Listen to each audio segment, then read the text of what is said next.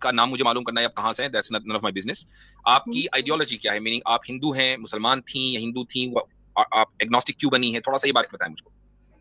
अ देखिए, ये जो यासिर नदीम हैं, इनका डिबेट करने का जो स्ट्रैटेजी है, जो इनकी जो चालाकी है, वो चालाकी ये है कि किसी भी आदमी से डिबेट करने से पहले उनका फ़ेथ पूछते हैं, कि आप कौन हैं? नास्तिक हैं या हिंदू हैं या एक्स मुस्लिम हैं या क्या हैं?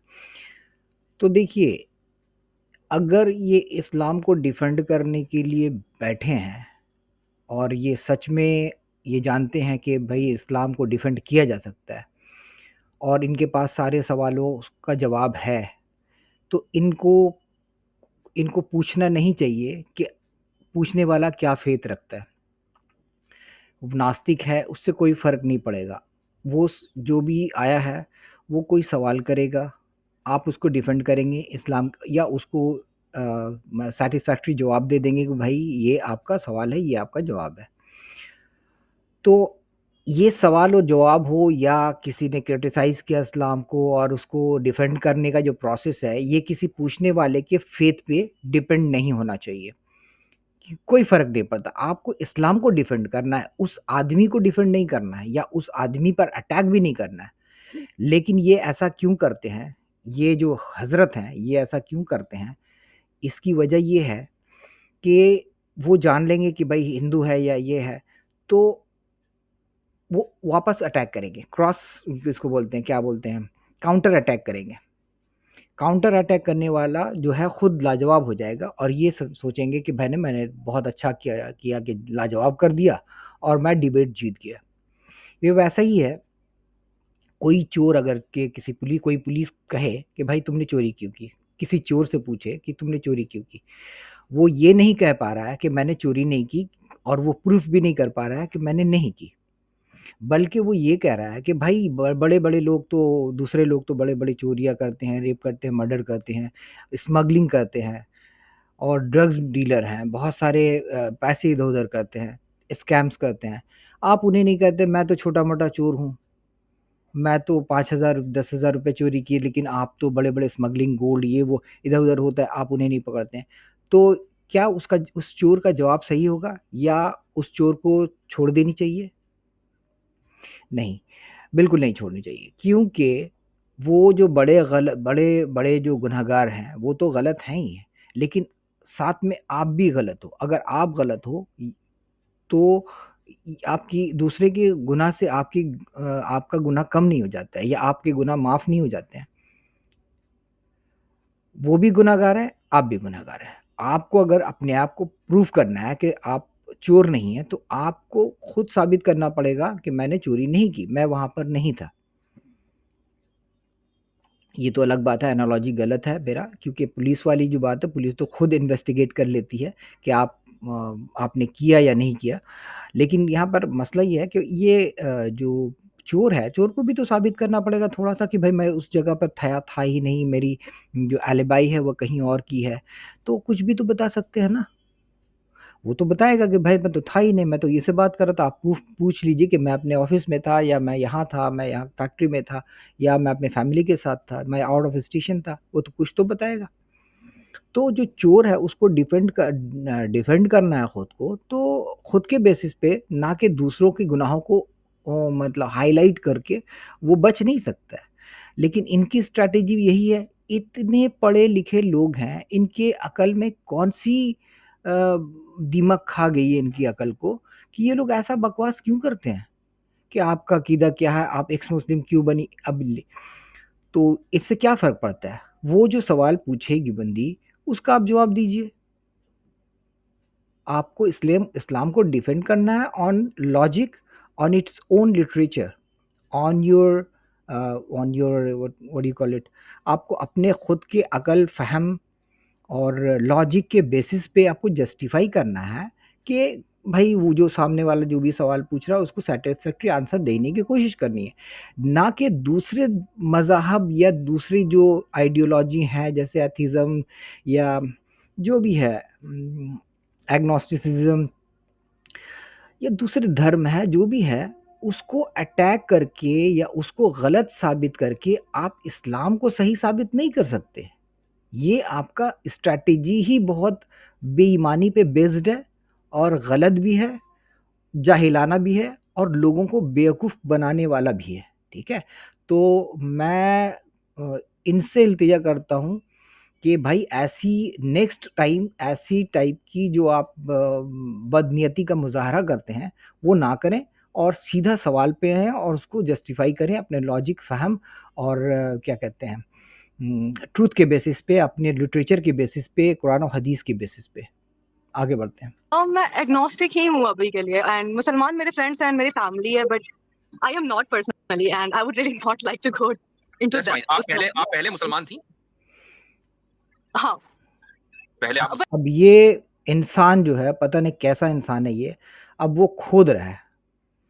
खोद रहा है क्या कि आप मुसलमान थी, आप क्या थी, एड्रेस बताओ, एज बताओ, क्या थी, क्या मानती हैं, कौन से पॉलिटिकल को सपोर्ट करती हैं, क्या करती हैं, कौन सी फैक्ट्री में काम करती हैं, कितनी पढ़ी लिखी हैं, ये तो इनका तरीका है।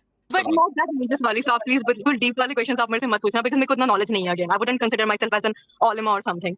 नहीं, बेसिक क्वेश्चन जो मुसलमानों को पता होता है हम तो सिर्फ वो पूछते हैं। उसके हाँ, अलावा अब ये बेशरम इंसान केबीसी का इंटरव्यू लेगा वो आई है सवाल पूछने के लिए, लेकिन इसे इतनी भी तमीज़ नहीं है कि कोई सवाल पूछने है, सवाल करो। सवाल पूछेगा ये उनसे कि भाई आप इस्लाम आप एक्स मुस्लिम हैं या जो भी है, आप कुछ सवालात का जवाब दीजिए, तब आपको कंसिडर करेंगे। मतलब कितना बड़ा महान ये इंसान है जो ये कुछ सवाल पूछेगा तभी इनसे सवाल पूछा जा सकता है, जबकि ये बैठा है खुद दुकान खोल करके अपने इस्लाम को डिफेंड करने के लिए। तो डिफेंड करना बैठा तो कंडीशंस क्यों बांधते हो? लोगों को आम दावत दो भाई, कोई भी आए, किसी के सामने आए, कोई भी कभी भी आ सकता है और मैं उसका जवाब दूंगा। कंडीशंस तो बांधनी नहीं चाहिए कि भाई तुम ये कंडीशन होना चाहिए, मेरे सवाल का जवाब दो, ये करो वो करो। ये क्या तरीका है? आइए देखते हैं। अलावा नहीं पूछते हैं, है ना? ठीक है। ओके, तो मैं सिर्फ आपसे बेसिक क्वेश्चन पूछूंगा कि भाई इस्लाम के पिलर्स कितने हैं? हर एक को पता होता है। 5 आई गेस। ठीक है, उनमें 2 पिलर बता दीजिए। हज और नमाज, आई गेस, सलाह। ठीक है, चलें, गुड। 2 पिलर्स पूछा इस्लाम का, 5 पिलर्स है, उसमें 2 बता दिया, इस मैम ने बता दिए जवाब। अब आप अपना क्वेश्चन करें। अब आप okay, so regarding the existence of God, मैंने आपकी बहुत सारी वीडियोस देखी हैं। आप बात करते हो ऑब्जेक्टिव मोरालिटी के बारे में, उसके बारे में मैं डेप्थ में नहीं जाती, बट देन यू से कि यूनिवर्स एक काफी कॉम्प्लेक्स डिजाइन है, इंटेलिजेंट डिजाइन है, ये बस एग्जिस्ट नहीं कर सकता। That is your point, and it needs to have a hold, एक मिनट। मैंने कहा कि होल्ड ऑन मतलब यूएस जाकर के बस इन लोगों ने जो सारी ज़िंदगी अरबिक और उर्दू की किताबें रट्टा मारते हैं बिना समझे, जो भी 1400 ईयर्स लिखी गई ये किताब, जिसमें बहुत सारे कॉन्ट्रडिक्शंस हैं, बहुत सारे आपस में ही इन मौलवियों का आपस में मुसलमानों का हज़ारों फ़िरका है, हज़ारों डिनोमिनेशंस हैं, हज़ारों मसाइल हैं, हज़ारों ओपिनियंस के डिफरेंसेस हैं। ये दो यूएस में जाकर होल्ड ऑन थोड़ी सी इंग्लिश अंग्रेजी सीख गए हैं, तो होल्ड ऑन बड़ा जोर करने लगे। वो यूएस जाने के बाद इतना ही सीखे हैं, क्योंकि सारी ज़िंदगी तो उर्दू अरबिक की किताबें रटते रहते हैं ना, तो अभी बहुत ज़्यादा ये यूएस में जाकर ये उछल रहे हैं और कुछ बात यूनिवर्स बहुत कॉम्प्लेक्स है तो ये एग्जिस्ट नहीं कर सकता। ऑन इट्स ओन नहीं एग्जिस्ट कर सकता। ऑन इट्स ओन, ओके, ठीक है। ऑन इट्स ओन एग्जिस्ट नहीं कर सकता, इसका कोई कॉज होगा। अगर उस लॉजिक से मैं ये पूछूं, ये काफी रिस्पेक्टफुल क्वेश्चन है, मुझे किसी को हेट नहीं फैलाना है। सो जैसे यूनिवर्स कॉम्प्लेक्स है, बहुत ज्यादा इंटेलिजेंट है, तो ऑन इट्स ओन ये एग्जिस्ट नहीं कर सकता। बट जो गॉड है वो इससे भी ज्यादा कॉम्प्लेक्स एंड इंटेलिजेंट है, राइट? क्योंकि उसने यूनिवर्स को बनाया। But what you are saying is कि यूनिवर्स एग्जिस्ट नहीं कर सकता because on its own, because ये कॉम्प्लेक्स एंड इंटेलिजेंट है, but God on its own exist कर सकता है। That is like quite confusing to me. How does that make sense to you? Like that. अब देखिए, मैं यहाँ पे आपको क्वेश्चन बता दूं कि ये मैम ने क्या पूछा है, क्योंकि ये थोड़ा सा 1.25 में फास्ट चल रहा है, ठीक है? नॉर्मल मैं दिखा नहीं सकता नॉर्मल स्पीड पे, कुछ यूट्यूब का ये रहता है। ये मैम पूछ रही है कि एक तरफ यूनिवर्स है, आप कहते हैं कि यूनिवर्स अपने आप से बन नहीं सकता, जबकि ये बहुत, क्योंकि ये बहुत ज़्यादा कॉम्प्लेक्स है, बहुत वसी है, विशाल है, कॉम्प्लेक्स है और इसमें बहुत सारी खूबियाँ हैं, ठीक है? तो ये अपने आप बन नहीं सकता, इसके लिए एक क्रिएटर होना बहुत ज़रूरी है, क्योंकि ये एक इंटेलिजेंटली डिज़ाइन चीज़ है और ये कोई इंटेलिजेंट डिज़ाइनर ही क्रिएट कर सकता है। तो मैम ने ये पूछा कि उससे ज़्यादा कॉम्प्लेक्स, विशाल और ज़्यादा पावरफुल तो अल्लाह है, यानी तुम्हारा गॉड है, तो वो खुद ब खुद बन सकता है। जब एक क्रिएटर खुद ब खुद आप कहते हैं बन सकता है, तो वही चीज़ आप इस पे क्यों नहीं मान सकते हैं कि भाई यूनिवर्स ही खुद ब खुद बना होगा या शुरू से है और हमेशा से है, हमेशा रहेगा, आप यूनिवर्स के मामले में क्यों नहीं एक्सेप्ट करना चाहते हैं, जबकि गॉड के मामले में वही चीज़ आप इमीडिएटली एक्सेप्ट कर लेते हैं? क्योंकि गॉड तो उससे ज़्यादा भी विशाल है, कॉम्प्लेक्स है, बड़ा है, पावरफुल है। उसके मामले में आप इमीडिएटली एक्सेप्ट कर लेते हैं गॉड के मामले में, लेकिन उस वही बात को यूनिवर्स के मामले में आपको एक्सेप्ट करने आपको हजम नहीं होती है। यही मैडम ने कहा। अब देखिए इनका जवाब सुनिए। My question. मैं आपके इस सवाल को रिफ्रेश करता हूँ डिफरेंस और आपने एक बहुत मशहूर सेंटेंस सुना होगा कि if everything is created by God then who created God. आपके क्वेश्चन का Yeah. मतलब यही तो है ना? बिल्कुल यही है, ठीक हाँ, है। ये इसके कह अलावा सकते हो कुछ और है? ये इसके अलावा कुछ और तो नहीं है? यही है कि भाई जब सारी चीजें जो कॉम्प्लेक्स हैं वो किसी गॉड ने बनाई हैं, तो गॉड को भी किसी ने बनाया होगा, राइट?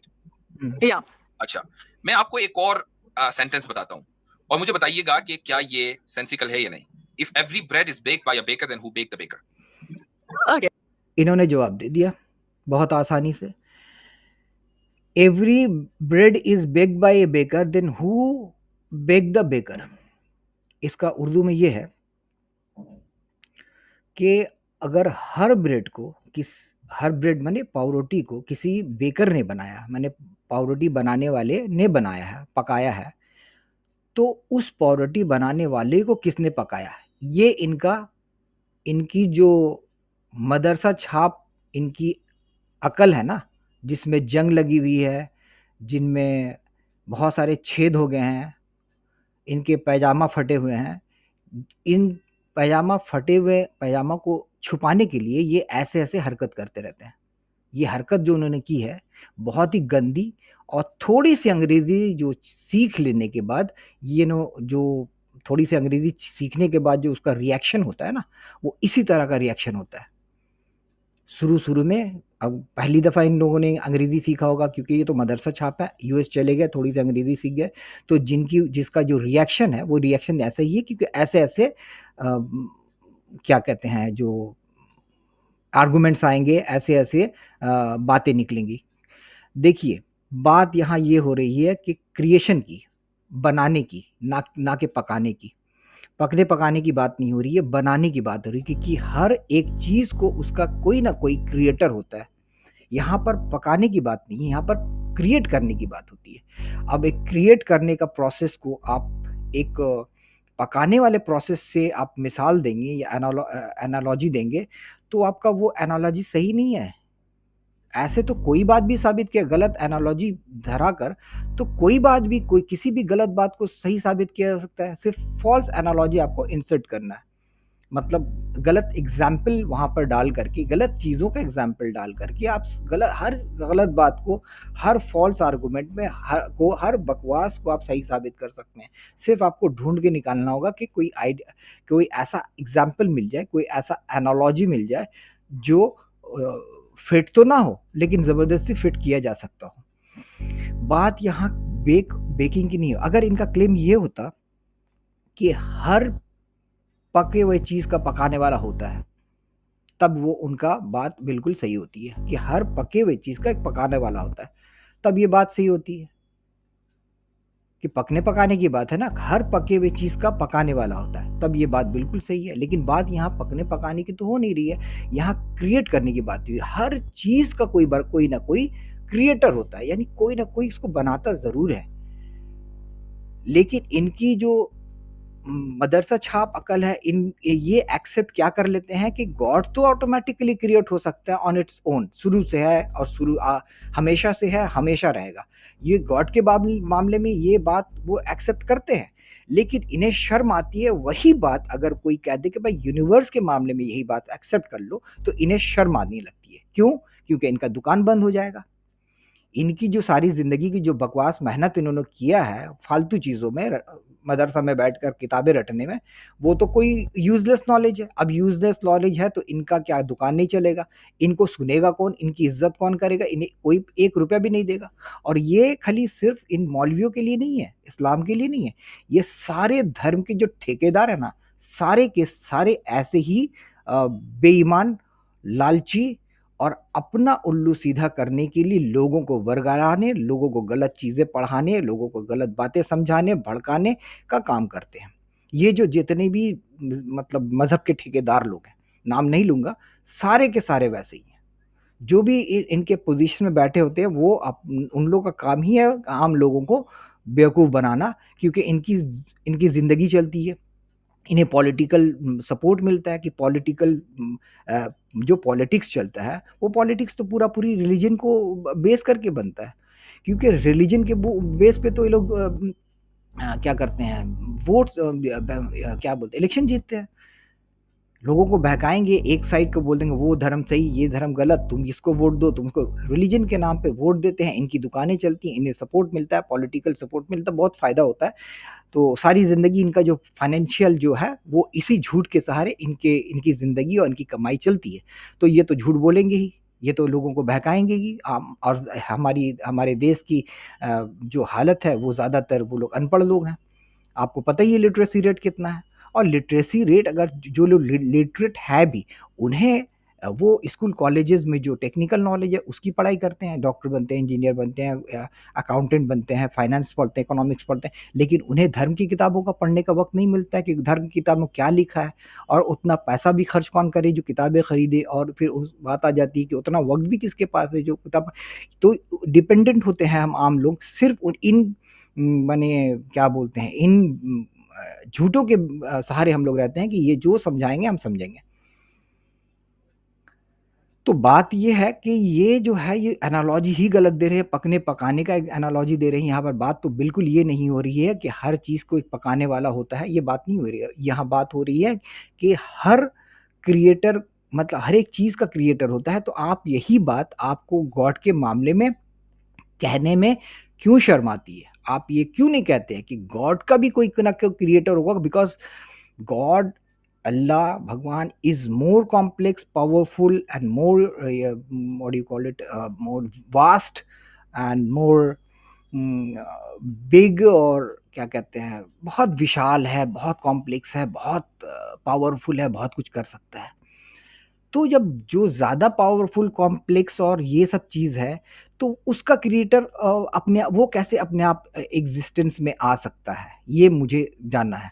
तो हम लोग क्या करते हैं कि जो एथिस्ट होते हैं, वो यही चीज़ मानते हैं कि बिल्कुल सही है, कोई ना कोई तो क्रिएटर होना चाहिए हम लोगों का, इसलिए यूनिवर्स है।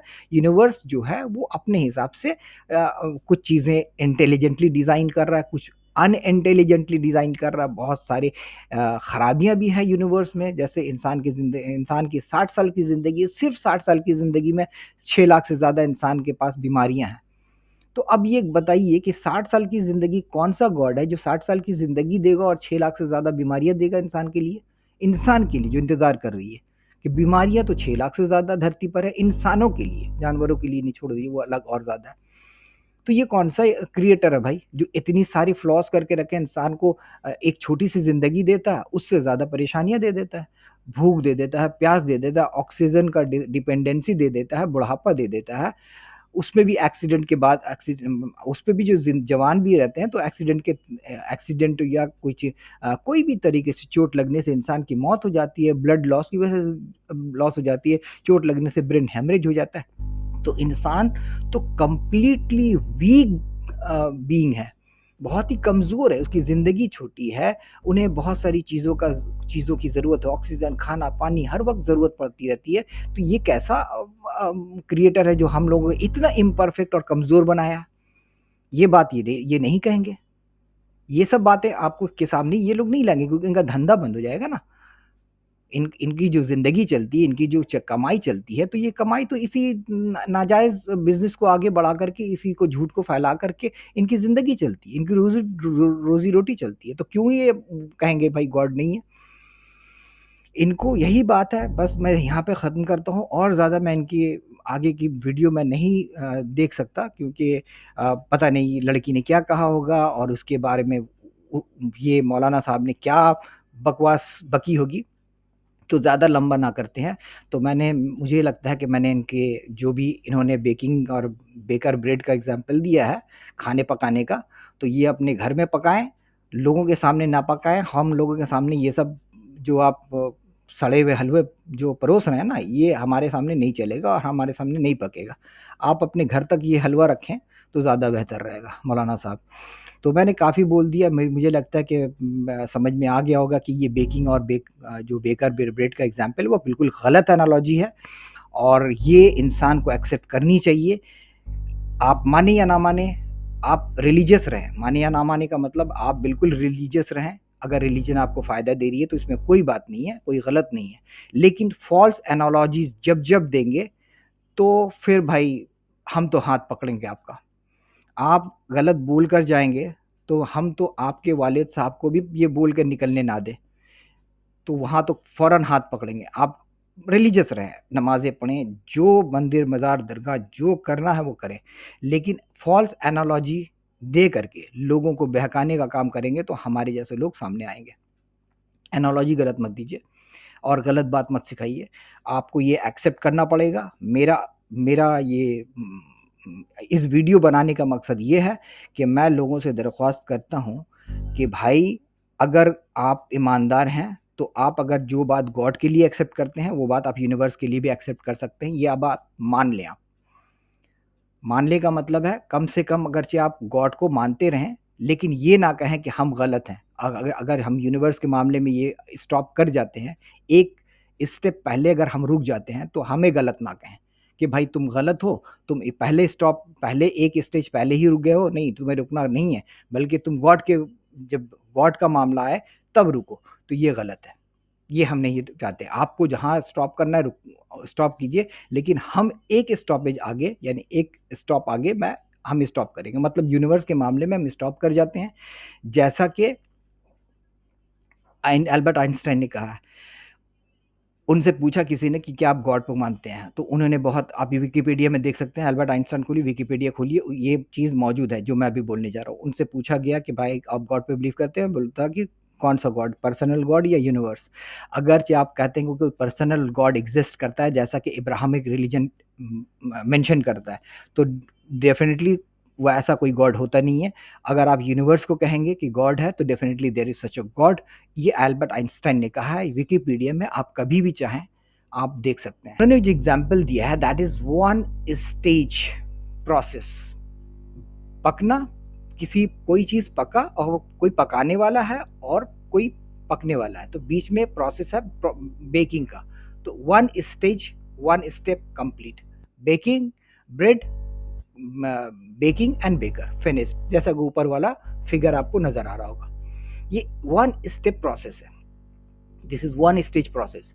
तो वन स्टेज प्रोसेस को जो कंटिन्यूअस प्रोसेस है लाइक बिलो, जो नीचे में येलो कलर का दिया हुआ है, इससे आप सब्स्टिट्यूट नहीं कर सकते हैं। एक एनालॉजी आप दे रहे हैं ब्रेड और बेकर का जो वन स्टेप प्रोसेस है, और हम जो बात कर रहे हैं वो कंटिन्यूअस प्रोसेस है। कंटिन्यूअस का मतलब है one man is created by another man which is previous man obviously, and ऐसे ऊपर जाते जाएंगे तो लास्ट में हमें मिलेगा कि we all are created by universe. हम सब यूनिवर्स के जरिए पैदा किए गए, लेकिन यूनिवर्स का भी क्रिएटर अगर जैसा कि रिलीजियस पीपल मानते हैं, तो हम एक और स्टेज आगे बढ़ जाते हैं कि universe is created by God.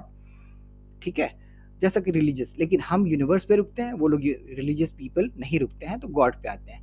तो अब सवाल पैदा होता है कि अगर आप ये कंटिन्यूअस प्रोसेस को कंटिन्यू करना चाहते हैं और आप ईमानदार हैं कि हर चीज़ का एक क्रिएटर होता है, जैसा कि man is created by another previous man, a previous man is created by universe and universe is created by God, तो गॉड के मामले में आप क्यों नहीं आगे बढ़ना चाहते कि God must be created by someone else, some other God और सम हायर बीइंग? आप रुकना नहीं चाहते हैं। अगर रुकना नहीं चाहते हैं तो कोई बात नहीं, आप गॉड पे रुकेंगे क्यों? आप यूनिवर्स पे रुकिए। यूनिवर्स पे रुकना ही उतना ही लॉजिकल है जितना कि गॉड पे रुकना। अगर गॉड पे रुकना इतना ही, अगर अगर यूनिवर्स पे रुकना अगर गलत है, तो गॉड पे भी रुकना गलत है। ठीक है, तो मेरे ख्याल से आपको इस वीडियो के जरिए बहुत कुछ समझ में आया होगा। अब इजाज़त दीजिए, एक्सपोज करेंगे नेक्स्ट वीडियो में इन लोगों का पर्दाफाश करेंगे कि कितने झूठ हम लोगों को बोलते हैं और हमें कितना ज़्यादा बेवकूफ़ बनाते हैं। ठीक है, तब तक के लिए अपना ख्याल रखिए। Bye bye.